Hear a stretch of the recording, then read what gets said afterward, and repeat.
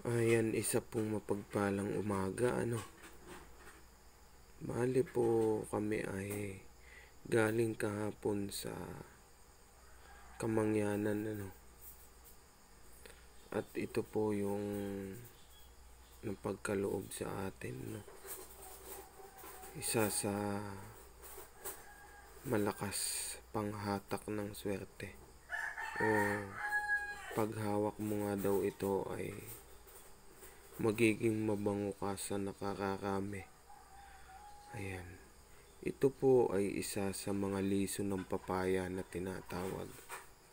Kung mapapansin nyo po, sa isang papaya na hinog ay meron kayong makikita na pag biniyak nyo siya, meron pa siyang laman, Pero yung pong makikita nyong laman ay malambot o parang kawangis niya. May kagamitan pa din po yun, Pwede nyo po siyang tuyuin bago nyo ilagay sa telang pula. Pero po itong galing sa katutubong mangyan ay kakaiba. Bakit to? Kasi mutya talaga siya. Bato talaga siya. Nagaling mismo sa loob ng papaya. Ayan. Ang paliwanag kasi nung katutubong mangyan, paghawak mo daw ito ay magiging mabango ka sa lahat. Kaya mong mapaamo yung galit. At napakainam daw nito sa negosyo. Disclaimer lang po, ito po ay sa naniniwala lang, Sa naniniwala lang. Maaari mo daw siyang ilagay sa langis kung nais mo siyang gamitin sa pampaamo. At kung sa negosyo daw naman ay pwede mo siyang ilagay sa isang pulang tela. Yan ang kapaliwanagan sa amin ng katutubong mangyan na aming pinuntahan bandang 4:00 ng hapon kahapon.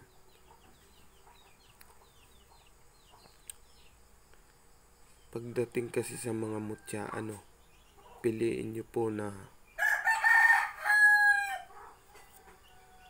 humanap ng katutubong mangyan na bihira siyang bumaba ng kabundukan.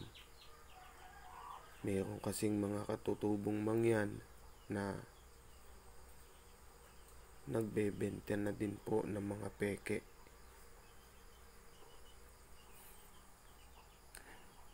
Napakalakas ng aura nito at talagang kakaiba, Tapos tinry ko siyang inilagay sa tubig. Grabe yung tubig ko, tumamis. Totoo po yan.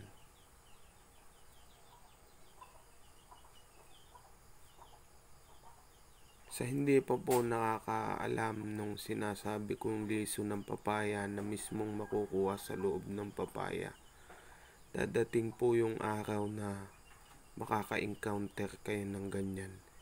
Pero totally hindi nyo makikita siya ng ganito sa hawak ko na talagang solid na bato na siya.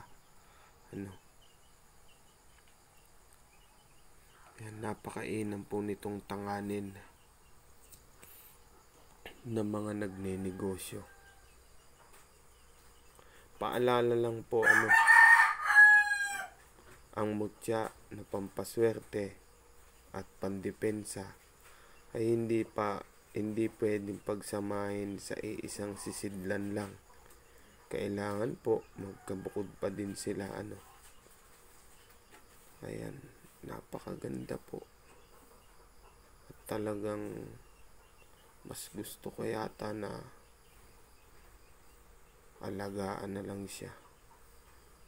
Bala ko kasi mag-alaga kami ng baboy.